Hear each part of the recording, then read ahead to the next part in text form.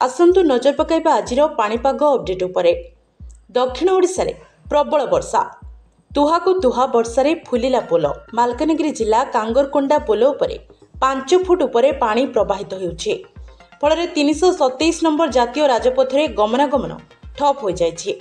एही रास्ता कालीमेला देई आंध्र तेलंगाना को जोगाजोग करिथाय, किंतु रास्ता उपरे प्रबल पानी द्वारा जोगाजोग विच्छिन्न होइछि। रास्तार उभय पार्श्वरे अटकी रहिछि गाड़ी। सेपटे पुणी पहाड़रू धसिला माटी अतड़ा, अवरोध हेला रास्ता।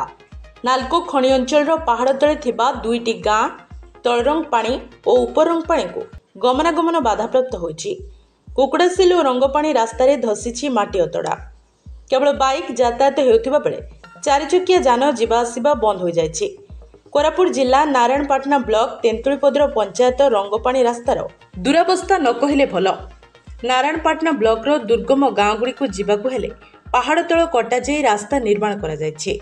अल्प वर्षा हेबा मात्रे पहाड़रू माटी अतड़ा खसुथिबा देखिबाकु मिलुछि। सेपटे बालेश्वर रातिरू प्रबल वर्षार प्रभाव रे कृत्रिम बन्या सृष्टि होइछि। रास्ताघाट मेडिकल परिसर रे भरि रहिछि पानी। नाଳରେ वर्षा पानी प्रवाहित हेबा द्वारा रास्ता उपरे पानीर सुଅ चलिछि। एपरिक हॉस्पिटल पाखरे छिड़ा होइतिबा एम्बुलेंस उपरे गच्छ पड़िथिबा देखिबाकु मिलुछि। अन्यपटे उत्तर पूर्व बंगोपसागर एक घूर्णिबलय क्षेत्र सृष्टि होइछि। 24 घंटा मध्य यह लघुचापर रूप नेब। प्रभाव रे आज 28 जिला को प्रबल वर्षा नहीं पूर्वानुमान करिछि आंचलिक पाणीपाग विभाग। विशेषकर दक्षिण ओडिशार जिला कोरापुट और मालकानगिरी प्रबल अति प्रबल वर्षा नहीं ऑरेंज वार्निंग जारी करा जायछि। सेहिपरि कलाहांडी, कंधमाल, रायगड़ा, गजपति, नवरंगपुर और नुआपड़ारे प्रबल वर्षार आशंका रहिछि।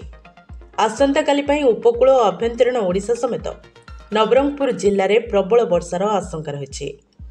एसहित आंचलिक पाणीपाग विभाग भुवनेश्वर पक्षरु भुवनेश्वर एयरपोर्ट रे 27 डिग्री, गोपालपुर रे 27 डिग्री, पारादीप रे 25.4 डिग्री, भुवनेश्वर और कटक रे 31.2 डिग्री, बालेश्वर रे 25.2 डिग्री, झारसुगुड़ा रे 26 डिग्री, पुरी रे 28 डिग्री एवं चांदबाली रे 26 डिग्री सेल्सियस तापमात्रा रेकर्ड करा जायछि।